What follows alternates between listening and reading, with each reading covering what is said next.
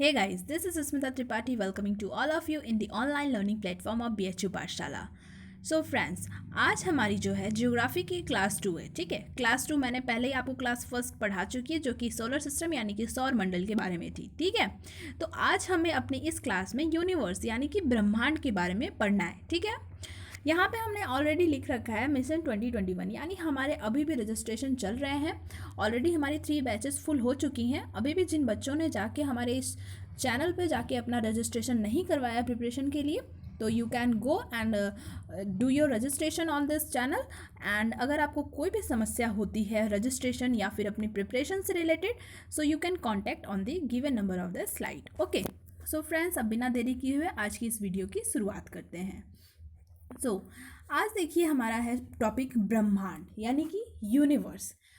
अगर इस टॉपिक या फिर इस शब्द की हम बात करें, अगर हमसे कोई पूछे कि व्हाट इज़ यूनिवर्स या फिर ब्रह्मांड क्या है, तो हम इसे कैसे एक्सप्लेन करेंगे, पहले इसे जानना ज़रूरी है। ठीक है, तो आप लोग ये भी जान लीजिए कि ये बाइलिंगुअल चल रहा है। भले ही यहाँ पर इंग्लिश में लिखा है, लेकिन हिंदी में भी समझाने का मैं पूरा प्रयास कर रही हूँ और करती भी रहूँगी। ठीक है, सो जो हिंदी मीडियम्स के जो स्टूडेंट हैं वो बिल्कुल भी परेशान ना हो।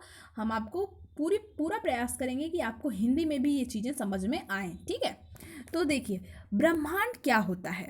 देखो, अस्तित्वमान द्रव्य एवं ऊर्जा के सम्मिलित रूप को क्या कहा जाता है, ब्रह्मांड कहते हैं। यानी हमारी जो द्रव्य, हमारे पूरे पर्यावरण, हमारे पूरे ब्रह्मांड में जो द्रव्य है, जो ऊर्जा है, जब ये द्रव्य और ऊर्जा आपस में सम्मिलित हो जाते हैं यानी मिल जाते हैं, तो उससे जो एक नया रूप जो आता है उसे हम क्या कहते हैं, ब्रह्मांड। ठीक है, इसे हम इंग्लिश में इस तरह समझ सकते हैं कि the totality of everything that exist including all physical matter and energy, the planets, stars, galaxies and the content of intergalactic space. ठीक है, कहने का तात्पर्य क्या है, इसके कहने का मतलब है कि जो भी हमारे यहाँ पे फिजिकल मैटर्स है, मैटर क्या होता है, कोई भी ऐसी चीज़ जिसका कुछ वजन हो यानी भार हो और जिसके पास इतना क्षमता हो कि वो अपने जहाँ कहीं भी उसे रखा जाए कुछ अपने अकॉर्डिंग कुछ स्पेस को कवर कर ले, तब हम उसे क्या कहते हैं, मैटर कहते हैं। आपने ये चीज़ें केमिस्ट्री में पढ़ी होंगी। ठीक है,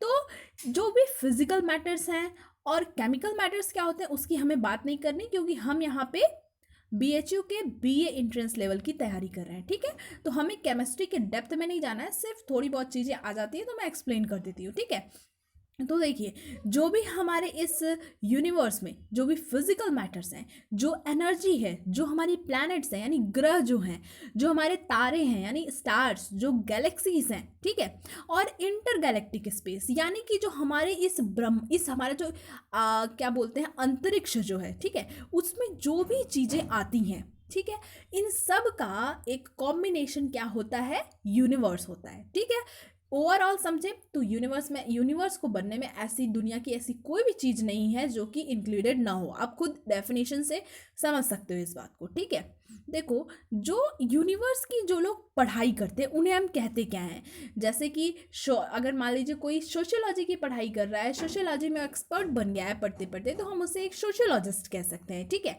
ऐसे एंटोमोलॉजिस्ट होते हैं, एनवायरमेंटलिस्ट होते हैं, तमाम ब्रांच के लाइक अगर कोई हिस्ट्री की पढ़ाई करता है तो हम क्या कहते हैं, वो हिस्टोरियन है, तो ज्योग्राफी है तो ज्योग्राफर है। तो तमाम ऐसे वर्ड्स हम यूज़ करते हैं जो पर्टिकुलर फील्ड से जो व्यक्ति बिलोंग करता है। ठीक है, तो उसी तरीके से जो ब्रह्मांड होता है उसकी पढ़ाई को हम क्या कहते हैं। ठीक है, जब जो लोग इसकी स्टडी करते हैं उस ब्रांच ऑफ स्टडी को हम कहते हैं कॉस्मोलॉजी। ठीक है, कॉस्मोलॉजी जो है वर्ड, ये 2 शब्दों से मिलके बना हुआ है, एक है कॉस्मॉस और दूसरा है लॉगस। ठीक है, कॉस्मॉस का मतलब क्या होता है, यूनिवर्स यानी मैंने बताया ब्रह्मांड, और दूसरा यहाँ पे क्या है, लॉगस यानी कि साइंस यानी विज्ञान, यानी कि ब्रह्मांड के जो विज्ञान की हम पढ़ाई करते हैं उसी को हम क्या कहते हैं, कॉस्मोलॉजी कहते हैं। ठीक है, और कॉस्मोलॉजी से जो स्कॉलर्स बिलोंग करते हैं हम उसे कॉस्मोलॉजिस्ट कहते हैं। ठीक है, देखो, हमारे यूनिवर्स जो है इसकी जब रचना हुई, ठीक है, इसकी रचना को लेकर के हमारे यहाँ पर काफ़ी सारे सिद्धांत दिए गए हैं। हमारे यहाँ के जो वैज्ञानिक हैं, हमारे इस दुनिया में जितने भी वैज्ञानिक हैं अभी हमारे इस ग्रह पे, उन सभी ने तमाम सिद्धांत दिए हैं, ठीक है। तो उसमें से ही एक बहुत ही फेमस सिद्धांत है या फिर बड़ा ही फेमस थ्योरी है जिसे हम कहते हैं बिग बैंग थ्योरी, और उसे ही हम हिंदी में क्या कहते हैं, महाविस्फोट सिद्धांत, ठीक है। तो बिग बैंग थ्योरी यानी महाविस्फोट सिद्धांत, यानी कि एक काफ़ी बड़ा सा कोई विस्फोट हुआ होगा, ठीक है, जिसकी वजह से कहीं ना कहीं यूनिवर्स की हमारी रचना हुई, ठीक है। अब ये बिग बैंग थ्योरी क्या है, इसकी बात अभी हम आगे करेंगे, ठीक है। पहले आप लोग ये जान लीजिए कि इस थ्योरी को दिया किसने था। तो इस थ्योरी को दिया था बेल्जियम के एक एस्ट्रोनॉमर और कॉस्मोलॉजिस्ट थे जिनका नाम था एबे जॉर्ज लेमेट्रे, ठीक है। देखो ये थ्योरी काफ़ी फेमस है, ठीक है। तो ऑब्वियस सी बात है, कहीं ना कहीं ये एग्जाम पॉइंट ऑफ व्यू से इंपॉर्टेंट बन जाती है। आपसे ये एग्जाम में नहीं पूछेगा कि what is big bang theory, ठीक है, बिग बैंग थ्योरी को एक्सप्लेन करो, ऐसा तो कुछ नहीं आता है। एमसीक्यू टाइप क्वेश्चन होते हैं ना, तो उसमें वन लाइनर टाइप के इसी तरह के क्वेश्चन पूछे जाते हैं, ठीक है। इसीलिए देखो मैं पढ़ाते पढ़ाते आपको कहीं ना कहीं आपको ये भी बता रही हूँ कि किस तरह से क्वेश्चंस को फॉर्मुलेट वहाँ पे किया जाता है। तो इसको आप लोग एकदम अपने लॉन्ग टर्म मेमोरी में सेव कर लो कि एबे जॉर्ज लेमेट्रे ने ही ऑरिजिन ऑफ यूनिवर्स के लिए जो थ्योरी आई थी बिग बैंग थ्योरी, इस थ्योरी को दिया था उन्होंने, ठीक है। तो आई होप आप लोगों को यहाँ तक क्लियर हो गया होगा। बढ़ते हैं अपने आगे के विषय पर, ठीक है। तो हमारा आगे का ये विषय ही क्या है, बिग बैंग थ्योरी यानी कि महाविस्फोट सिद्धांत, ठीक है। देखिए यहाँ पे लिखा क्या है, इसके अनुसार यानी according to it all the matter in the universe was originally a concentrated lump called primeval atom, ठीक है। इस सिद्धांत के अनुसार ये कहा जाता है कि जब ब्रह्मांड की उत्पत्ति हुई, ठीक है, तो इसके संबंध में जो ये महाविस्फोटक का सिद्धांत जो दिया गया, ओवरऑल अभी तक जितनी भी रिसर्चेस हुई हैं उसके अनुसार इसी महाविस्फोटक सिद्धांत को ही सर्वसामान्य माना जाता है, सर्वमान्य माना जाता है, यानी कि सभी लोग एक्सेप्ट इसी थ्योरी को करते हैं, ठीक है। और ऐसा कहा जाता है कि आरंभ में वे सभी पदार्थ जिनसे ब्रह्मांड बना है अति अति छोटे छोटे गोले के रूप में एक स्थान पर ही स्थित थे, ठीक है। देखो मैं कहीं से रीड करके आपको एक्सप्लेन कर रही हूँ क्योंकि हिंदी में मुझे पूरी तरह से बोल पाने में थोड़ी सी डिफ़िकल्टी होती है, लेकिन अगर समझाने का मैं वो पूरा प्रयास करती हूँ, ठीक है। तो बिग बैंग थ्योरी ये कहती है कि शुरुआत में क्या हुआ कि इस ब्रह्मांड में जितनी भी चीज़ें थीं, ठीक है, ब्रह्मांड के अंदर जो भी चीज़ें थी, चाहे वो प्लैनेट्स हों, स्टार्स हों, गैलेक्सीज हों, वो सब एक गुठली के फॉर्म में, ठीक है। जैसे कि आप आटे को जब आप गूंथते हो तो वो कहीं ना कहीं गूंथते गूंथते पहले आटा एकदम बिखरा हुआ रहता है और उसमें हम तमाम चीज़ें डाल के और फिर उसके बाद उसको एक गुठली के फॉर्म में कन्वर्ट कर लेते हैं कहीं ना कहीं, ठीक है। तो उसी तरह से हमारा ये यूनिवर्स था और इसी यूनिवर्स में कहीं ना कहीं कहीं एस्टेरॉयड्स थे, कहीं पे निहारिका यानी नेबुला था, तो कहीं पे मिल्की वेव, कहीं गैलेक्सीज, स्टार्स, ये सारी चीज़ें इसी गुठली के अंदर समाहित थी, ठीक है। ये है पहला पॉइंट बिग बैंग थ्योरी का, ठीक है। दूसरा पॉइंट बिग बैंग थ्योरी का ये कहता है कि ये जो फिर क्या हुआ कि 15 बिलियन ईयर्स अगो यानी 15 बिलियन साल पहले इस गुठली के अंदर एक बहुत बड़ा सा विस्फोट हुआ, ठीक है, जिसकी वजह से इसके अंदर जो भी चीज़ें थी वो बाहर आई, ठीक है। और जब बाहर आई तो उनकी वजह से ही क्या बनी, हमारी गैलेक्सीज बनी स्टार्स की, और तमाम जितने भी ब्रह्मांड में चीज़ें स्थित हैं, चाहे वो स्टार्स हों, चाहे वो एस्टेरॉयड्स हों, मीटियोर्स हों, कॉमेट्स हों, सन हो, तमाम ये सारी चीज़ें फिर उनका फॉर्मेशन धीरे धीरे होना शुरू हो गया। आपने आई थिंक आपने क्लास 10th या फिर 11th में पढ़ा होगा, इवोल्यूशन करके एक चैप्टर है बायोलॉजी में, उसमें पढ़ाया जाता है कि शुरुआत में हमारी अर्थ ऐसी नहीं थी जैसी हम देखते हैं, ठीक है। शुरुआत में ये क्या थी, ये एक आग का गोला थी जो कंटिन्यूअसली बर्न कर रही थी, ठीक है। फिर धीरे धीरे यहाँ पे मौसम बदले, यहाँ का तापमान बदला, यहाँ के पर्यावरण में कई सारे बदलाव आए। फिर क्या हुआ कि ये पूरी पृथ्वी बर्फ़ से ढक गई, ठीक है। बर्फ़ से ढकने के बाद फिर धीरे धीरे वो बर्फ़ पिघली, फिर उसके बाद बहुत ज़्यादा बारिश हुई और तब जाके तमाम तरह की वेजिटेशंस यानी कि प्लांट्स, एनिमल्स, उन सब का हमारे इस ग्रह पर क्या हुआ, विकास हुआ, ठीक है। तो ठीक उसी तरीके से ये बिग बैंग थ्योरी भी है। यानी कि एक्सप्लोजन हुआ इस हमारे इस लंप के अंदर, यानी इस गुठली के अंदर, ठीक है, और फिर उसके बाद हमारे जितने भी कॉस्मिक बॉडीज़ हैं उनका फॉर्मेशन हुआ। आई होप कि किसी को कोई कन्फ्यूज़न नहीं होगी। अगर कन्फ्यूज़न होगी तो आप हमें कमेंट सेक्शन में राइट डाउन कर देना, और मैं उसे जब नेक्स्ट वीडियो लाऊंगी तो उस डाउट के साथ वीडियो को शुरू करूंगी ताकि सभी का डाउट क्लियर हो जाए, ठीक है।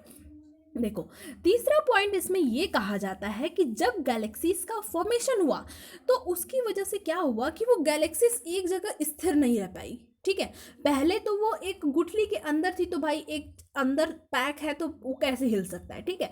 लेकिन जब ये गुठली खुल गई, इसमें एक्सप्लोजन हो गया, तो ये गैलेक्सीज क्या हो गई, फ्लाई करने लगी। और आज भी ऐसा माना जाता है कि कहीं ना कहीं हमारा ब्रह्मांड जो है एक गुब्बारे की तरह फूलता जा रहा है, फूलता जा रहा है, ठीक है। ऐसे ऐसे तमाम थ्योरीज आपने अपने केमिस्ट्री की बुक्स में भी पढ़ी होगी, ठीक है, कि हमारा जो यूनिवर्स है उसकी जो तुलना है एक फ्लैटेंड बलून से की जाती है, यानी एक फूले हुए बलून से की जाती है। और ऐसा माना जाता है कि कभी ना कभी हमारा ब्रह्मांड फूल के कहीं ना कहीं, जैसे कि एक गुब्बारे को फुलाते जाओ एक और एक कंडीशन आती है जब वो फट जाता है, तो ऐसा ही कहीं ना कहीं यूनिवर्स में भी हो सकता है। और एट द एंड ये होगा कि कुछ और भी चीज़ों का फॉर्मेशन यूनिवर्स में हो सकता है, मे बी एक नया यूनिवर्स बन जाए, ठीक है। ये सारे सिर्फ एक सिद्धांत हैं, एक इमेजिनेशन है। क्या होगा आगे, नो वन नोस, ओके। तो ये थी हमारी बिग बैंग थ्योरी, ठीक है। देखो, ये तो थी भाई बिग बैंग थ्योरी, सभी ने मान लिया कि हाँ चलो ऐसे ऐसे हुआ।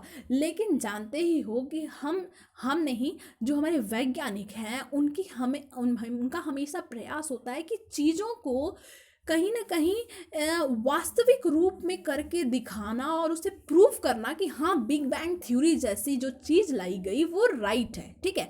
तो इस चीज़ को सही बताने के लिए हिंग बोसोन नाम का एक बहुत ही फेमस एक्सपेरिमेंट किया गया, ठीक है। हिंग बोसोन, जिसे कि दूसरे शब्दों में आज के समय, जब ये आई थिंक 2011 में किया गया है, और जब ये एक्सपेरिमेंट करा गया तो हिंग बोसोन यानी गॉड पार्टिकल जैसी चीज़ निकल कर आई थी, ठीक है। अब ये क्या है, इसे भी आइए हम जान लेते हैं। देखो, अब ये हिंग बोसोन है क्या। एक्चुअली क्या हुआ कि 2010 में 30 मार्च 2010 को दुनिया की सबसे बड़ी जो फिजिक्स की प्रयोगशाला, यानी भौतिक विज्ञान की सबसे बड़ी प्रयोगशाला, जिसका नाम है सर्न, ठीक है। जस्ट अ सेकेंड, या मैंने लिखा नहीं है, लेकिन चलिए फॉर नॉलेज आपको बता देते हैं। ये सारी चीज़ें पूछता नहीं है। हाँ, ये पूछ सकता है कि ब्रह्मांड की उत्पत्ति यानी बिग बैंग थ्योरी को प्रूफ करने के लिए एक बड़ा एक फेमस एक्सपेरिमेंट किया गया 30 मार्च 2010 को, जहाँ पे हिंग बोसोन जैसी कोई चीज़ निकल कर आई। तो व्हाट इज़ दैट हिंग बोसोन, क्योंकि हम लोगों से भी इलाहाबाद यूनिवर्सिटी का जब हमने एंट्रेंस दिया था बैचलर ऑफ आर्ट्स यानी BA का, तो उस समय पूछा गया था व्हाट इज़ दैट हिंग बोसोन। अभी इसी साल का ये क्वेश्चन है, ठीक है। तो फॉर नॉलेज हर चीज़ को जानना जरूरी होता है, क्योंकि हमारा ये जो चैनल है आपको 360 डिग्री से प्रिपरेशन कराता है, यानी from all the direction you should be prepare. और आपको इतनी अच्छी प्रिपरेशन करनी है कि आपको सिर्फ सिलेक्शन नहीं, आपको बेस्ट सिलेक्शन पाना है विथ योर डिजायरेबल सब्जेक्ट। आपको जो सब्जेक्ट पढ़ना है वही मिले, इस लेवल की प्रिपरेशन यहाँ पे कराई जा रही है आप लोगों की, ठीक है।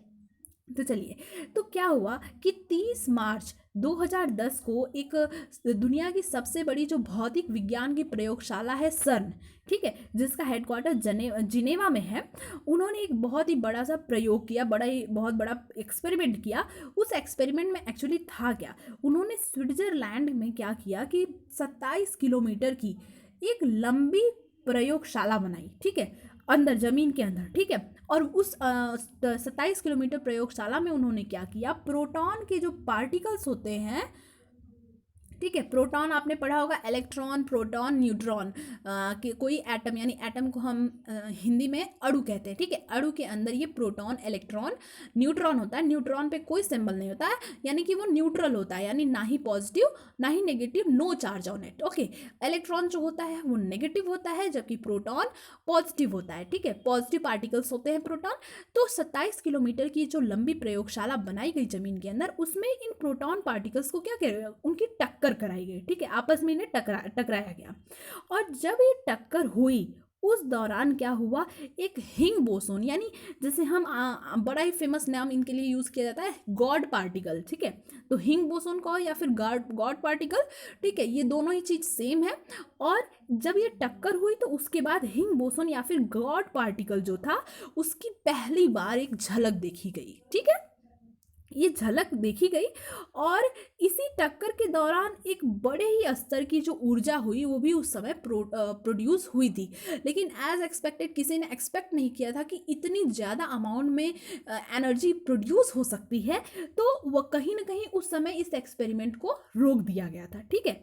तो जब ये हिंग बोसोन के जो वो कण थे जिसकी वजह से क्या हुआ कि छोटे छोटे कण जैसे इलेक्ट्रॉन में द्रव्य या फिर मास प्रेजेंट होता है। I am very very sorry, हिंग बोसोन क्या होता है आप लोग जान लो कि हिंग बोसोन क्या होता है। ऐसा कहा जब ये हिंग बोसोन निकला उस एक्सपेरिमेंट से इतनी ज़्यादा एनर्जी के फॉर्म में, तो साइंटिस्ट लोगों ने ये एक्सप्लेन किया कि हिंग बोसोन जो है वो पार्टिकल है जिसके अंदर क्या होता है, छोटे छोटे कण होते हैं, यानी छोटे छोटे पार्टिकल्स होते हैं। और वो पार्टिकल्स, ऐसा साइंटिस्ट लोगों ने कहा कि वो पार्टिकल इलेक्ट्रॉन के जैसा होता है, ठीक है। और जिसके अंदर द्रव्य या फिर हम कहें तो मास उसमें प्रेजेंट होता है। तो हिंग बोसोन क्या है, एक ऐसा पार्टिकल जो कि जिसके अंदर इलेक्ट्रॉन जैसे छोटे छोटे पार्टिकल्स होते हैं और उन पार्टिकल्स के अंदर उनका खुद का अपना एक मास होता है, ठीक है। और हम टेक्निकली भी ये कह सकते हैं कि हिंग फील्ड जो होती है ये एक ऐसी ऊर्जा की फील्ड है जो कहीं ना कहीं पूरे ब्रह्मांड में मौजूद है, ठीक है। ये जो फील्ड है यानी हिंग बोसोन पार्टिकल हर जगह प्रेजेंट है और उनकी अपनी एक फील्ड है जो कि पूरे ब्रह्मांड में मौजूद है। और यहाँ तक कि जब पूरे ब्रह्मांड में मौजूद है तो वो ब्रह्मांड में जितने भी कण यानी जितने भी पार्टिकल्स पाए जाते हैं उन सब के अंदर है, क्योंकि जितने भी पार्टिकल्स हमारे इस ब्रह्मांड में पाए जाते हैं उन सब के अंदर अपना एक मास होता है, यानी भार या फिर वजन होता है। और जिस भी चीज़ के अंदर भार या वजन होगा उन सब के अंदर हिंग बोसोन की फील्ड पाई जाती है। जैसे इलेक्ट्रिक फील्ड होती है वैसी तरह हिंग फील्ड होती है, ठीक है। तो ये ओवरऑल कहानी थी हिंग बोसोन एक्सपेरिमेंट की जो 30 मार्च 2010 को करी गई थी, ठीक है। चलिए अब बढ़ते हैं अपने नेक्स्ट टॉपिक की तरफ।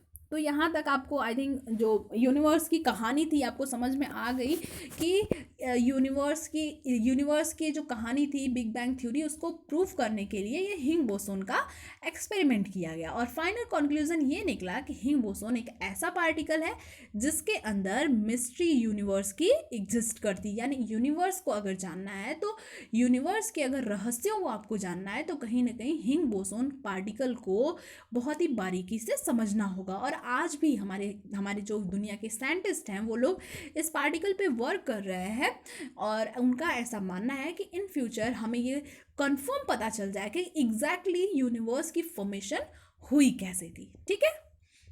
तो यहाँ तक आप लोगों को क्लियर होगा। चलिए बढ़ते हैं अपने नेक्स्ट टॉपिक की तरफ। और हमारा नेक्स्ट टॉपिक ये है कि कौन कौन से यूनिवर्स के मेंबर है, यानी यूनिवर्स के सदस्य कौन कौन है, ठीक है। तो इसका जो पहला सदस्य है, जस्ट अ सेकेंड आप लोग, मैं थोड़ा अपने सिस्टम को सही कर रही हूँ।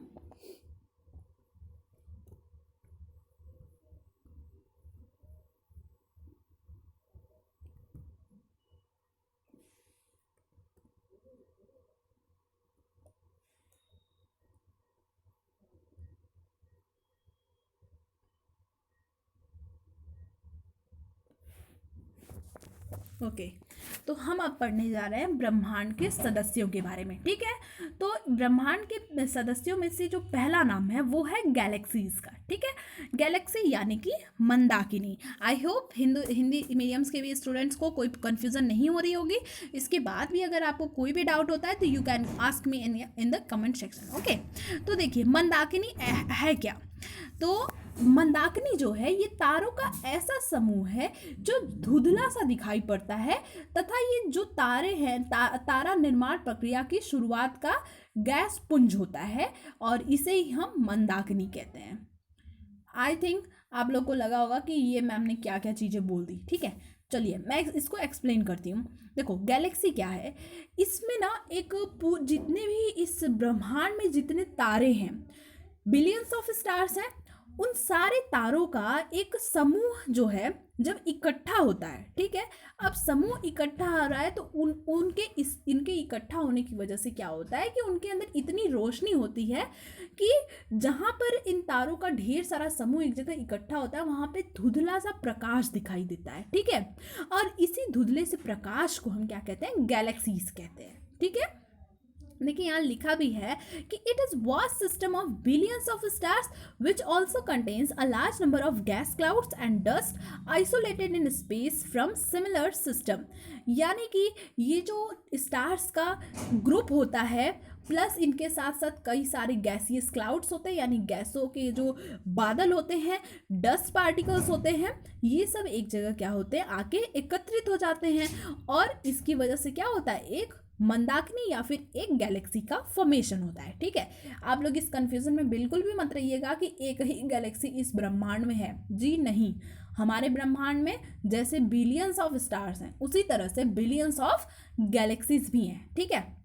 और हम जिस गैलेक्सी में रहते हैं, यानी हमारा जो सौरमंडल जिस गैलेक्सी में है, उस गैलेक्सी का क्या नाम है, उसका नाम है मिल्की वे, ठीक है। अभी हम आगे आपको मिल्की वे के भी बारे में बताएंगे। और हम जिस गैलेक्सी में रहते हैं, यानी हम जिस मंदाकिनी में रहते हैं, उसके पास सबसे नियरेस्ट जो मंदाकिनी है उसका क्या नाम है, उसका नाम है एंड्रोमेडा गैलेक्सी, ठीक है। तो ये छोटे छोटे पॉइंट्स हैं जो कि स्टैटिक पॉइंट्स ऑफ व्यू से कहीं ना कहीं इंपॉर्टेंट बन जाते हैं, ठीक है। देखिए जो हमारा यूनिवर्स है इसमें 100 बिलियन गैलेक्सीज अभी प्रेजेंट हैं, ठीक है। और हर एक गैलेक्सी में 100 बिलियन स्टार्स तकरीबन हैं। ये एग्जैक्ट नहीं है, ये अप्रॉक्स है, ठीक है, क्योंकि वहाँ तो कोई बैठ के स्टार्स या फिर गैलेक्सीज को काउंट तो कर नहीं रहा है, ठीक है। और जो मिल्की वे गैलेक्सी है ये जो है हमारा अर्थ और या फिर हमारा जो सौरमंडल है उसका ये घर है, जो कि स्पाइरल शेप में है। स्पाइरल शेप यानी कि कुछ इस तरह का जो शेप होता है इसे हम क्या कहते हैं, स्पाइरल शेप कहते हैं, ठीक है। तो ये भी क्वेश्चन पूछा जा सकता है कि what is the shape of the milky way Galaxy, ठीक है। ये मान के चलिए आपका 0.1% चांसेस हैं कि इस तरह के क्वेश्चंस आए। काफ़ी ये हलवा टाइप क्वेश्चन है तो जनरली नहीं पूछा जाता है, लेकिन प्रिपेयर तो हमें हर तरह से करना है, ठीक है। और दूसरी चीज़, जो मिल्की वे गैलेक्सी है ये ऐसा माना जाता है कि जब बिग बैंग हुआ, यानी जो महाविस्फोट हुआ हमारे इस जो ब्रह्मांड रूपी गुठली के अंदर जब महाविस्फोट हुआ उसी के बाद तमाम गैलेक्सीज बनी। तो महाविस्फोट के 5 बिलियन साल बाद हमारी इस मिल्की वे गैलेक्सी का फॉर्मेशन हुआ, ठीक है। अभी हाल ही में जो अमेरिका की स्पेस एजेंसी है जिसे हम नासा के नाम से जानते हैं, जिसका हेडक्वार्टर वॉशिंगटन डीसी में है, और उन्होंने अभी हाल ही में अपनी रिसर्च की और उन्होंने एक गैलेक्सी खोजी है जो कि हमारी गैलेक्सी से काफ़ी छोटी है, और उन्होंने उसका नाम डार्फ गैलेक्सी रखा है, ठीक है। जैसे कि हमारा जो प्लूटो प्लैनेट था, ठीक है, हमने पढ़ाया था आपको पिछले लेक्चर में कि उसे यम ग्रह भी कहते हैं, काफ़ी छोटा ग्रह था, बौना ग्रह, तो उसी तरह से उसे डार्फ प्लैनेट कहते थे। तो हमारी गैलेक्सी के आसपास एक काफ़ी छोटी सी गैलेक्सी पाई जाती है और उसको डार्फ गैलेक्सी का नाम दिया गया है। एज सच कोई उसके लिए स्पेसिफिक नाम नहीं रखा गया है, ठीक है। और हमारे अर्थ के सबसे नियरेस्ट जो Galaxy that is Andromeda Galaxy, ठीक है, हमारे ग्रह के सबसे नज़दीक पाई जाने वाली ये गैलेक्सी है, ठीक है। देखो ये जो दोनों आप गैलेक्सी देख रहे हो इनका शेप कैसा है, कुछ स्पाइरल इस तरह से है ना, इस तरह के शेप को कहते हैं, मैंने इस तरह का बता दिया। एक्चुअली ये वाला जो शेप होता है इसे हम एलिप्टिकल शेप कहते हैं, ठीक है। और इस तरह का जो शेप देख रहे हो आप, इस तरह से कुछ घूम रहा है ऐसे ऐसे ऐसे, तो इसको हम क्या कहते हैं, स्पाइरल शेप कहते हैं। देखो ये वाली भी गैलेक्सी ऐसे ऐसे घूम रही है तो इसको भी हम क्या कहेंगे, स्पाइरल गैलेक्सी कहेंगे, स्पाइरल शेप कहेंगे, ठीक है। चलिए, तो पहले हमारी मिल्की वे, भाई हमारा जो घर है हमें पहले अपने घर के बारे में जानना है तभी तो हम दूसरे के घर के बारे में जान पाएंगे, ठीक है। तो देखो जो हमारी मिल्की वेव गैलेक्सी है ये बहुत बड़ी सी एक स्पाइरल शेप की गैलेक्सी है, ठीक है। और ये जो है 1 लाख लाइट ईयर के दायरे में फैली हुई है, ठीक है। और इसकी जो थिकनेस है वो कितनी है, 10,000 लाइट ईयर, यानी हमारी जो मिल्की वे गैलेक्सी है उसकी मोटाई कितनी है, 10,000 लाइट ईयर है, ठीक है। तो ये लाइट ईयर जो होता है इसी से हमारे अर्थ से स्पेस के तमाम ऑब्जेक्ट्स की डिस्टेंस, उनकी लेंथ एंड ऑल दैट उसको मेज़र किया जाता है, ठीक है। नेक्स्ट पॉइंट, हम मिल्की वे को आखिर हम अपनी गैलेक्सी को मिल्की वे क्यों कहते हैं? ठीक है, अगर किसी का कुछ नाम रखा जाता है तो नाम के पीछे कहीं ना कहीं रीज़न होता है। ठीक है, अब आप लोग ये मत सोचिएगा कि डॉग का नाम हमने टाइगर रखा तो वो टाइगर जैसा दिखता है इसलिए, ऐसा बिल्कुल नहीं, इसको उससे बिल्कुल भी कंपेयर मत करना। ठीक है, यहाँ पे बात ज्योग्राफी की हो रही है। तो आखिर हमारी जो गैलेक्सी है उसका नाम मिल्की वे क्यों रखा गया? एक्चुअली इसका रीज़न ये है कि हम जैसा कि जानते हैं कि जो हमारी मंदाकिनी या फिर हमारी जो गैलेक्सी होती है उसमें क्या होता है, एक कलेक्शन होता है स्टार्स यानी तारों का, बिलियंस ऑफ तारों का कलेक्शन होता है। तो जब ये तारे एक जगह पे आकर एकत्रित होते हैं तो उसकी वजह से झिलमिल सितारों की एक रोशनी दिखती है। ठीक है, और वो रोशनी ऐसी लगती है कि मानो वहाँ पे दूध किसी ने आके फैला दिया हो। ठीक है, आप मुझे पक्का पता है कि आप लोगों को ऐसे कहानी जैसा लग रहा होगा। वैसे किसी भी चीज़ को कहानी की जैसे पढ़ोगे ना तो लाइफ टाइम वो याद रहने वाला है। ठीक है, तो अब आई होप आपको समझ में आ गया होगा कि आखिर हम मिल्की वे गैलेक्सी को मिल्की वे क्यों कहते हैं। ठीक है, सारी चीज़ें जानना बहुत ही ज़रूरी है, रीज़न पूछा नहीं जाता है, लेकिन किसी भी चीज़ को पढ़ो तो इन डेप्थ तक पढ़ो तभी आपकी अच्छी प्रिपरेशन हो सकती है। ठीक है, देखिए गैलीलियो ने क्या किया, Galileo discovered that this band of light was produced by countless individual stars which a naked eye can not see. ठीक है, देखो यहाँ पे मैंने नेकेड के आगे मैंने आई मिस कर दिया है, आप लोग याद रखना कि वहाँ पे नेकेड आई लिखा हुआ है। ठीक है, तो पहली बार गैलीलियो जी ने ऐसा देखा उन्होंने टेलीस्कोप की मदद से कि ये जो काउंटलेस स्टार से लाइट प्रोड्यूस होती है ये हम अपने आंखों से इसे नहीं देख सकते हैं। ठीक है, हम कहीं ना कहीं हमें उसे टेलीस्कोप से ही देखना होगा। ठीक है, और अप्रॉक्सीमेटली हमारी जो गैलेक्सी है वो एक रिवॉल्यूशन को कंप्लीट करने में 250 मिलियन ईयर्स लेती है। ठीक है, एक रिवॉल्यूशन एंड रोटेशन मैंने आपको आई थिंक पढ़ाया है, अगर नहीं पढ़ाया तो अभी जान लो क्योंकि आगे भी हम अभी आपको पढ़ाएंगे जब लैटिट्यूड लॉन्गिट्यूड ये सारी चीज़ें पढ़ाएंगे। ठीक है, तो देखो रिवॉल्यूशन क्या होता है, यहाँ से सपोज कोई बॉडी चली, ठीक है, यहाँ से चली और यहाँ तक आई और फिर वापस चल के वापस इसी प्लेस पर आ गई। तो इसने क्या किया, अपनी पोजीशन चेंज की, कुछ दूर तक गई और वापस से अपनी पुरानी वाली पोजीशन पे वापस आ गई। तो हम इसे क्या कहेंगे कि उसने अपना एक रिवॉल्यूशन कंप्लीट कर लिया। लेकिन अगर यहाँ सपोज एक बॉडी खड़ी है और वो अपने अपने प्लेस पर ही, मतलब अपने फिक्स प्लेस पर ही वो गोल गोल गोल गोल घूम रही है, तब हम इसे क्या कहेंगे कि वो क्या कर रही है, वो रोटेशन कर रही है। ठीक है, आई होप क्लियर होगा। तो उसी तरह से हमारी जो मिल्की वे गैलेक्सी है वो 250 मिलियन ईयर्स लेती है अपना एक रिवॉल्यूशन कंप्लीट करने में। ठीक है, तीसरी चीज, जो हमारी जो मिल्की वे गैलेक्सी है, ठीक है, सपोज यही कर लो कि यही हमारी गैलेक्सी है। ठीक है, ये हमारी मिल्की वे गैलेक्सी है। तो हम कहाँ रहते हैं, हम इसके अंदर नहीं रहते हैं जी, नहीं, हम कहाँ रहते हैं, मिल्की वे गैलेक्सी के किनारों पे रहते हैं। ठीक है, हमेशा यहाँ पर होंगे, यानी हमारा सौर मंडल हमेशा इन किनारों पे है। ठीक है, तो ये कुछ पॉइंट्स थे हमारे घर के बारे में। अब चलते हैं भाई हमारे पड़ोसियों के बारे में जानने के लिए। ठीक है, हमारे पड़ोसी कौन है, एंड्रोमेडा गैलेक्सी है। ठीक है, अर्थ की सबसे नियरेस्ट जो गैलेक्सी है दैट इज एंड्रोमेडा गैलेक्सी। ठीक है, ये भी स्पाइरल शेप में है और ये हमारे अर्थ से ऐसा एक ये सबसे दूर का ऐसा ऑब्जेक्ट है जिसे हम अपने नेकेड आई से देख सकते हैं अर्थ से। ठीक है, अपनी खुद की आंखों से, यानी कि हमें टेलीस्कोप की इससे ज़रूरत नहीं है। ठीक है, रात में आप लोग देखते होंगे स्काई में कहीं ना कहीं एकदम डार्क नाइट में आप देखोगे, जब क्लियर स्काई हो और डार्क हो, ठीक है, तो आप देखोगे कि स्काई में बादलों का छोटा छोटा ग्रुप्स जो है वो हमें दूर दूर पे दिखता है, बादलों जैसा वो लगता है। तो वो क्या है, वो एंड्रोमेडा गैलेक्सी है। ठीक है, तो ये सबसे दूर का ऐसा ऑब्जेक्ट है जिसे हम अपने नेकेड आइट से अपने अर्थ से देख सकते हैं। ठीक है, मिल्की वे गैलेक्सी के साथ देखो ये जो एंड्रोमेडा है, ठीक है, मिल्की वे गैलेक्सी और एंड्रोमेडा गैलेक्सी, ठीक है, ये एक ग्रुप ऑफ गैलेक्सी में प्रेजेंट है और उसका क्या नाम है, लोकल ग्रुप। यानी इस लोकल ग्रुप में कई सारी गैलेक्सीज हैं और उन्हीं गैलेक्सीज में से एक है एंड्रोमेडा और दूसरी है मिल्की वे। ठीक है, और ये जो लोकल ग्रुप है, यानी इन सारी तमाम गैलेक्सीज का ये जो ग्रुप है लोकल ग्रुप, ये एक अनदर ग्रुप ऑफ गैलेक्सीज से बिलोंग करता है that is called Virgo cluster. ठीक है, देखो विर्गो क्लस्टर क्या है कि इसमें तमाम गैलेक्सीज का ग्रुप होगा, लाइक लोकल ग्रुप हुआ। लोकल ग्रुप में क्या है, इसमें छोटे छोटे गैलेक्सीज का ग्रुप है। अब ये छोटी छोटी गैलेक्सीज जब मिलती हैं तो एक बड़ी गैलेक्सी का फॉर्मेशन होता है जिसका नाम लोकल ग्रुप है।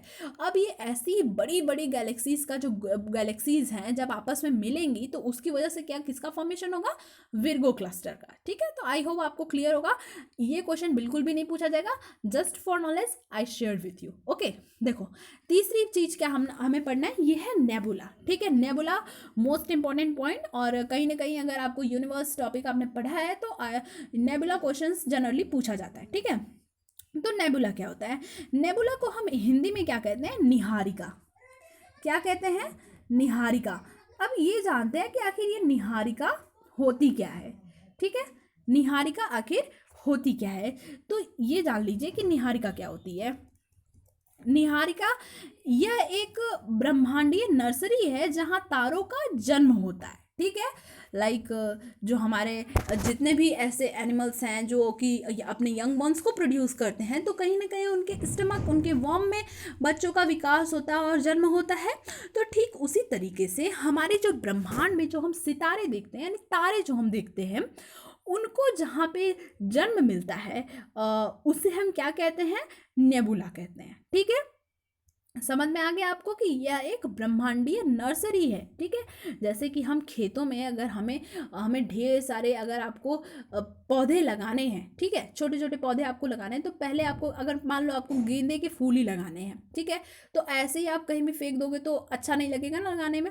लेकिन आप मान लो कि छोटी सी कहीं पे फील्ड आपने बना ली और उसमें आपने गेंदे के बीज को डाल दिया, तो वो छोटे छोटे पौधे वहाँ पे आपके बढ़ने लगेंगे। आप उसकी आप उसमें काफ़ी सारी दवाएं डालोगे, पानी डालोगे, कहीं ना कहीं उसकी ग्रोथ होगी, वहाँ उसको हमने पाला पोसा, और फिर उसके बाद जब वो इतना बड़ा हो गया कि वो अब खुद से रह सकता है, तो हमने क्या किया, उसको वहाँ से निकाल के उसको स्पेसिफिक जगह पे लगा दिया। तो कहीं ना कहीं हमने उस पर्टिकुलर फील्ड में उसकी नर्सरी को ग्रो किया। तो ठीक उसी तरह नेबुला होता है जहाँ पर तारों का विकास होता है। ठीक है, तो निहारिका जो होती है इसमें धूल और गैसों का बादल भी होता है। ठीक है, यानी धूल भी इसमें आपको मिलेगी और गैसेस भी। अब ये अर्थ वाली धूल नहीं होगी, ठीक है, वहाँ पे एस्ट्रॉयड मीटियोर्स से जो धूल आती है वो होती है। ठीक है, और जितने भी तारे होते हैं ना, उनका जन्म जो होता है वो हमेशा निहारिका में ही होता है। ठीक है, और सिर्फ कुछ दुर्लभ अवसरों को छोड़कर जिसमें 2 न्यूट्रॉन तारे, एक श्याम विहार, सॉरी, ये सारी चीज़ें काफ़ी फालतू से लिखी हुई हैं, मैं अपने शब्दों में आपको बता देती हूँ कि जो नेबुला है टोटल आपको समझ में आ गया होगा कि एक नर्सरी है जहाँ पर कि जितने भी स्टार्स होते हैं उनका बर्थ होता है, और उन स्टार्स के बर्थ के साथ वहाँ पे काफ़ी सारे गैस और डस्ट के पार्टिकल्स भी पाए जाते हैं। ठीक है, दूसरी बात, जो नेबुला होता है it depends for its luminosity upon the presence of stars. क्योंकि भाई देखो, ल्यूमिनिसिटी का मतलब होता है चमकीलापन। ठीक है, देखो जितने जितने ज़्यादा तारे वहाँ पर पैदा होंगे, ठीक है, उतना ही ज़्यादा वो नेबुला क्या होगा, चमकीला होगा। ठीक है, तो अपनी चमक के लिए वो किस पे डिपेंड रहता है नेबुला, वो हमेशा स्टार्स पे डिपेंड रहता है। ठीक है, that have either arisen from it और आर कंटेन्ड इन इट, यानी कि या तो जो कि वहाँ पे ऑलरेडी पैदा हुए रहते हैं या फिर पैदा होके जो ऑलरेडी उसमें रखे होते हैं, नेबुला में रहते हैं, उनकी वजह से नेबुला को क्या मिलती है, लाइट मिलती है। ठीक है, आई होप आपको क्लियर हो रहा होगा। देखो इस तरह का कुछ नेबुला होता है, इसको भी आप अपने नेकेड आई से बिल्कुल नहीं देख सकते हो, with the help of telescope ये सारी चीज़ें आप देख सकते हो। देखो ये एक नेबुला है।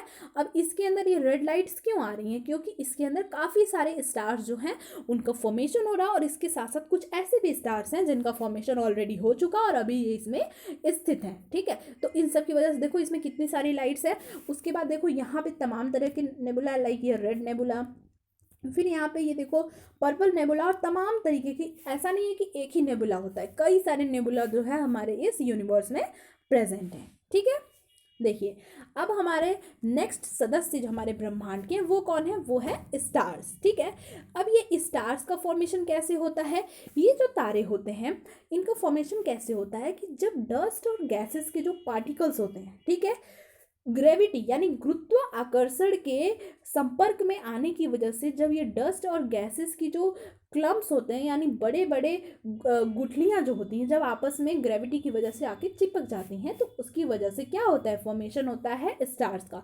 और कहाँ पर होता है, नेबुला में होता है, ठीक है, यानी निहारिका में होता है। ये जो स्टार्स होते हैं ये जनरली हॉट बर्निंग गैसेस से बने होते हैं, यानी जो बहुत ही गर्म गैसेस होती हैं उनसे बने होते हैं, लाइक हाइड्रोजन, हीलियम। जनरली जितने भी स्टार्स होते हैं वो हाइड्रोजन और हीलियम से बनते हैं। उनके अंदर न्यूक्लियर फ्यूजन होता है, हाइड्रोजन हीलियम में कन्वर्ट होता है और इसकी वजह से काफ़ी ज़्यादा अमाउंट में एनर्जी निकलती है और इन्हीं एनर्जी की वजह से स्टार्स को अपनी ल्यूमिनोसिटी या फिर कहें तो तारों को अपनी चमक मिलती है, ठीक है। इनके अंदर कंटिन्यूअस न्यूक्लियर फ्यूजन होता रहता है, उसी की वजह से हम देखते हैं कि हमेशा तारे चमकते रहते हैं, ठीक है। देखो, जो स्टार्स होते हैं इनके पास अपनी खुद की लाइट और अपनी खुद की हीट होती है, ठीक है।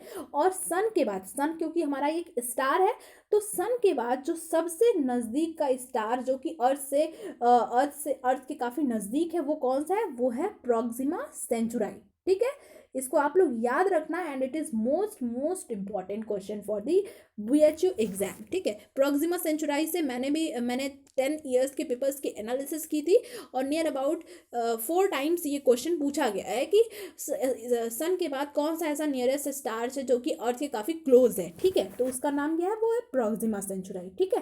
प्रोक्सिमा सेंचुराई जो है ये 4.24 लाइट ईयर हमारी अर्थ से दूर है, ठीक है। मैंने पहले भी बताया कि जितने भी हमारे स्पेस यानी अंतरिक्ष के जितने भी मैटर्स, जो भी ऑब्जेक्ट्स प्रेजेंट हैं, उन सब की डिस्टेंस, उनकी लेंथ मेजर करने के लिए जो यूनिट होती है वो है लाइट ईयर। जैसे कपड़ों को नापने के लिए मीटर यूज़ किया जाता है, रोड्स के लेंथ को नापने के लिए किलोमीटर, तमाम ऑब्जेक्ट्स को नापने के लिए अलग अलग यूनिट होती है। ठीक उसी तरह से गैलेक्सी स्पेस के ऑब्जेक्ट्स को नापने के लिए भी लाइट ईयर की यूनिट जो है वो यूज़ की जाती है, ठीक है। देखो, हमारे जो स्काई में बिलियंस ऑफ स्टार है, ये तो हम सभी को पता है, लेकिन एक मूनलेस लाइट यानी जब कंप्लीटली अमावस्या का दिन हो और चांद न दिख रहा हो, तो उस समय जो है कि सिर्फ और सिर्फ हम 2,000 तारों को देख सकते हैं, ठीक है। अब आप पूछोगे ऐसा क्यों है? ऐसा इसलिए है कि काफ़ी सारे जो तारे हैं हमसे इतना दूर है कि हम उन्हें अपने नेकेड आई से बिल्कुल भी नहीं देख सकते हैं, ठीक है। देखो, अर्थ से जो है करीबन 8,000 तारों को हम एक बार में देख पाते हैं, लेकिन एक बार में तो ठीक है इतने तारे दिखते हैं, हम नहीं देख सकते हैं, लेकिन इतने तारे जो हैं अर्थ से विजिबल होते हैं। इनमें से भी जो 4,000 तारे हैं, 8,000 में से 4,000 तारे जो हैं वो नॉर्दर्न हेमिस्फीयर में दिखते हैं, यानी जो हमारा उत्तरी भाग है हमारे पृथ्वी का, उधर 4,000 तारे दिखेंगे और दक्षिणी भाग में अनदर 4,000 स्टार्स दिखाई देते हैं, ठीक है। अब देखो, इन 4,000 में से 2,000 स्टार्स जो हैं वो दिन में दिखाई देते हैं और 2,000 जो हैं नाइट में दिखाई देते हैं। तो आपको समझ में आ गया होगा कि हम सिर्फ 2,000 तारे क्यों देख पाते हैं, ठीक है। पहला रीजन तो काफ़ी सारे तारे हमसे काफ़ी दूर हैं, और दूसरा रीजन की जो अनदर 2,000 स्टार्स होते हैं वो हमें दिन में दिखाई देते हैं, ठीक है। तो इसी वजह से हम जानते हो कि सन की लाइट इतनी ज़्यादा होती है कि स्टार्स को हम नहीं देख पाते हैं, ठीक है। तो ये कुछ फैक्ट्स थे। अब देखो, नेक्स्ट टॉपिक हमारा क्या है, वो है कॉन्स्टिलेशन, ठीक है। कॉन्स्टिलेशन को हम क्या कहते हैं? कॉन्स्टिलेशन जो होता है इसका मतलब होता है कि हमारा जो ब्रह्मांड है उसमें तारे कई सारे शेप्स में पाए जाते हैं, ठीक है। उनका अपना एक पैटर्न होता है और उस पैटर्न में ब्रह्मांड में वो स्थित होते हैं, ठीक है। देखो, जस्ट अ सेकेंड।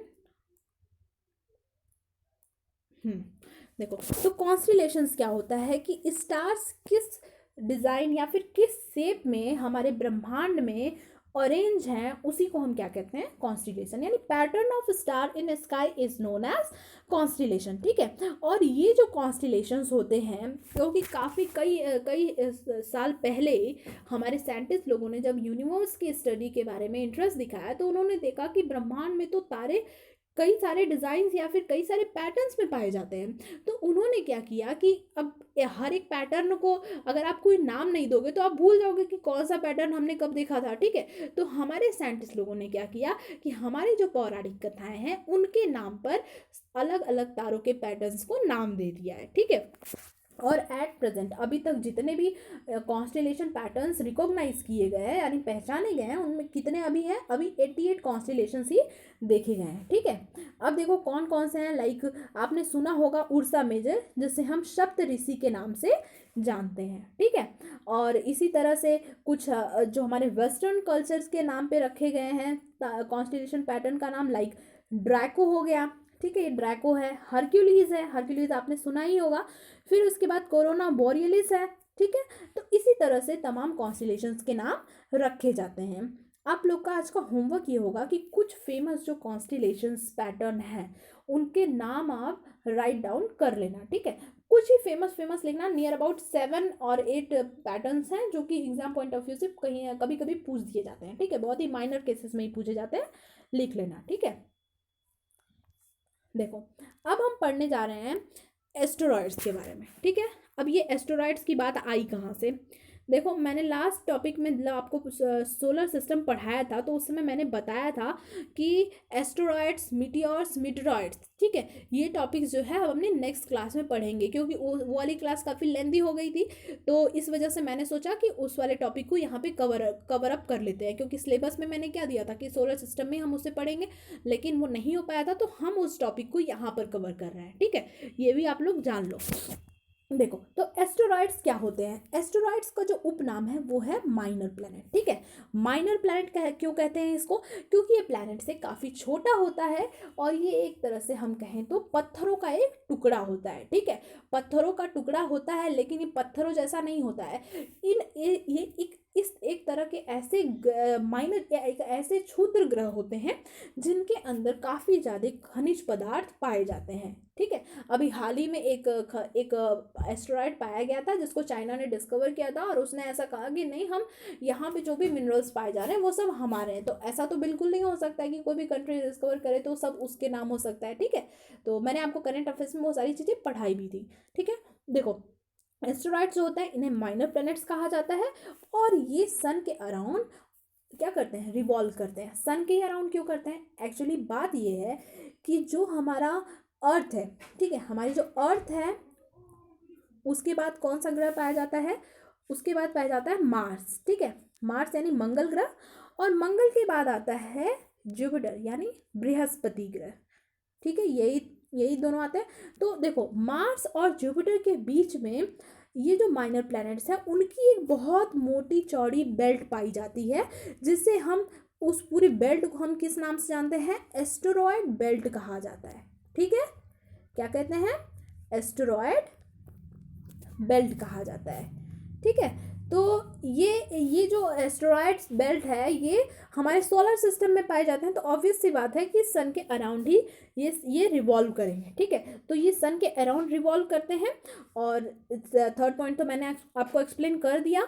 और चौथी बात ये है कि ये स्फेरिकल शेप में हो सकते हैं, एलोंगेटेड यानी लंबे लंबे हो सकते हैं, इरेगुलर यानी इनका कोई भी शेप नहीं हो सकता, लाइक किसी भी एक कोई भी एक रैंडम शेप हो सकता है इनका। ठीक है, कोई फिक्स शेप इनका नहीं होता है। ठीक है, देखो जितने भी एस्टेरॉयड्स होते हैं वो अपनी एक्सिस पे हर 5 से 20 घंटे पे एक बार रोटेट कर जाते हैं। ठीक है, अपनी एक्सिस यानी कि सपोज ये सपोज करो ये एक एस्टेरॉयड है। ठीक है, और ये अपने एक फिक्स प्लेस पे, ठीक है, रोटेट कर रहा है। सपोज करो कि यही एक इमेजिनरी लाइन है जिसके अराउंड ये बार बार रोटेट कर रहा है, तो इस इमेजिनरी लाइन को हम क्या कहते हैं? एक्सिस कहते हैं। ठीक है, तो ये अपनी एक्सिस के अराउंड हर 5 से 20 घंटे में क्या करता है? रोटेट करता है। ठीक है, नेक्स्ट मीटियोर्स और मीटेरॉइड्स। ठीक है, अब देखो जहाँ एस्टेरॉयड्स की बात होगी वहाँ पे मीटेरॉइड्स की तो बात हम करेंगे ही करेंगे। ठीक है, अब आप सोचोगे मीटेरॉइड्स और मीटियोर्स का एस्टेरॉयड से क्या कनेक्शन है?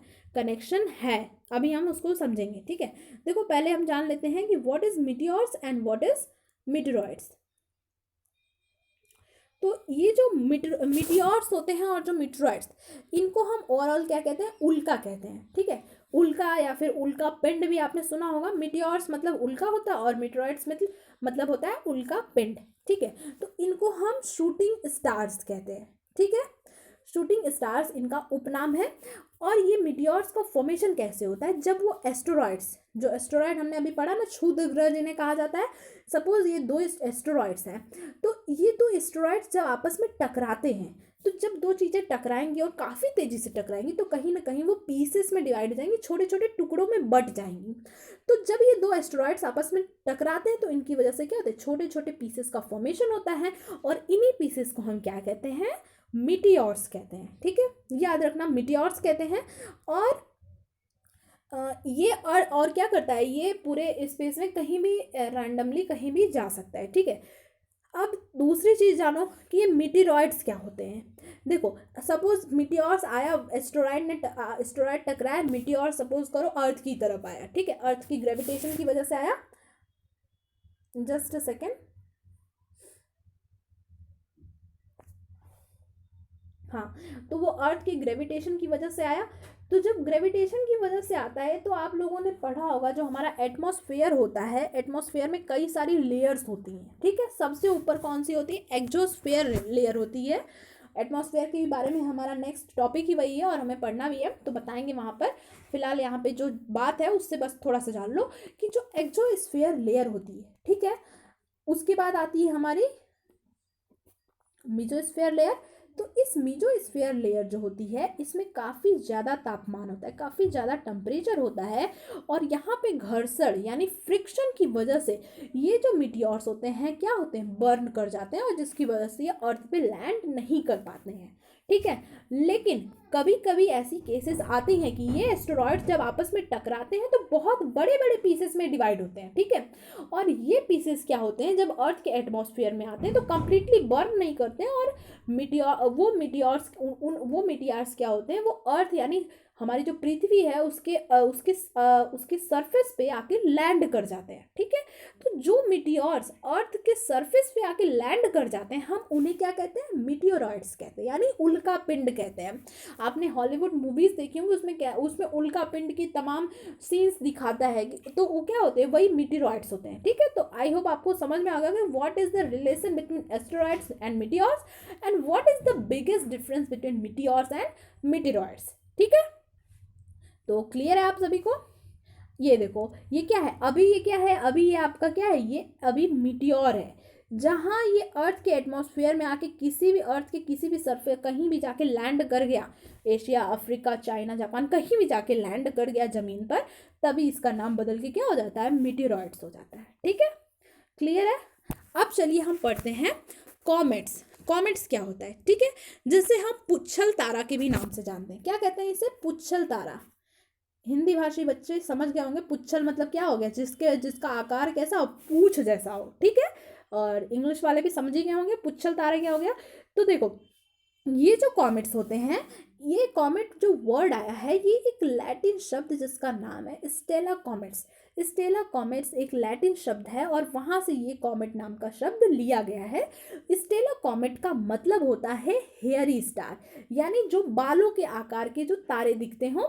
ठीक है, और इसके साथ साथ इसे टेल स्टार भी कहते हैं, यानी पुच्छल तारा भी कहते हैं, क्योंकि ये पूंछ जैसा दिखता है। देखो, ये आपको कुछ तो ये इस तरह से जो लाइट स्प्रेड हुई है इसकी वजह से लग रहा है कि ये हेयरी है, प्लस ये देखो आगे ये कुछ पतला भी हो रहा है। ठीक है, आगे देख रहे हो आप, पतला हो जा रहा है, तो ये कुछ कुछ पूंछ जैसा भी लगता है, तो इसी वजह से इसे हेयरी के साथ साथ टेली स्टार भी कहा जाता है। ठीक है, अब ये एक ऐसे ऑब्जेक्ट्स होते हैं जो अपनी एक फिक्स्ड ऑर्बिट में सन के अराउंड क्या करते हैं, रिवॉल्यूशन करते हैं। ठीक है, और ये सन के अराउंड अपनी ऑर्बिट, जो उनकी ऑर्बिट एलिप्स शेप की होती है, उस ऑर्बिट में ये सन के अराउंड में क्या करेंगे, रिवॉल्यूशन कंटिन्यूअसली करते रहते हैं। ठीक है, देखो, ये जो कॉमेट्स होते हैं ये 100 से लेकर के 1000 साल तक भी ले सकते हैं अपना एक रिवॉल्यूशन सन के अराउंड कंप्लीट करने में। ठीक है, और ये जो कॉमेट्स होते हैं ये बने किससे होते हैं, ये जनरली फ्रोजन गैसेस से बने होते हैं, यानी जो गैसेस बर्फीली हो जाती हैं, जम जाती हैं, उनसे बने होते हैं। और इन गैसेस के अंदर क्या होता है, रॉकी और मेटेलिक मटेरियल्स होता है। ठीक है, जब ये जम जाती हैं, ये जो गैसेस जम जाती हैं, ठीक है, तो कहीं ना कहीं क्या होगा कि आप जानते हो कि ऊपर एस्टेरॉयड्स, मीटियोर्स तमाम चीज़ें ये स्पेस में घूम रही हैं, ठीक है। तो ये गैसेस के कांटेक्ट में आई तो क्या होगा कि गैसेस जहाँ कहीं भी फ्रोजन होंगी तो ये गैसेस क्या होती हैं, उन रॉक्स यानी उन पत्थरों और जो भी मेटेलिक मिनरल्स यानी जो मेटल्स के फॉर्म में जो खनिज पदार्थ होते हैं उन सब से जुड़ जाती हैं ये गैसेस, ठीक है। और जुड़ने के बाद ये फ्रीज्ड हो जाती हैं यानी बर्फीली हो जाती हैं, ठीक है। और इस तरह से कॉमेट्स का फॉर्मेशन होता है, ठीक है। आई होप आपको क्लियर हो गया होगा। तो ये ओवरऑल काफ़ी फ्रोजन होता है, ठीक है। और ये तभी दिखता है जब ये अर्थ के ये जब सन, सपोज करो ये सन है और यहाँ से ये गुजरा, जब सन के काफ़ी करीब से ये गुजर के रिवॉल्यूशन करते हुए जाता है तभी कॉमेट जो होता है वो विजिबल होता है, ठीक है। तो ये थी बात। चौथी बात ये है कि अब देखो ये फ्रोजन गैसेस से बना हुआ है यानी इसमें बर्फ है, तो ये बर्फ जो होती है वो जब मेल्ट करती है, ठीक है, तो क्या होता है इसकी वजह से कि जब ये मेल्ट होने लगती है तो इसमें तमाम जो डस्ट पार्टिकल्स हैं, जो गैसेस हैं, जो रॉकी पार्टिकल्स हैं, वो पिघल के इसके जो टेल पार्ट है यानी जो पूंछ वाला हिस्सा है उसकी तरफ खिसक के चले जाते हैं, ठीक है।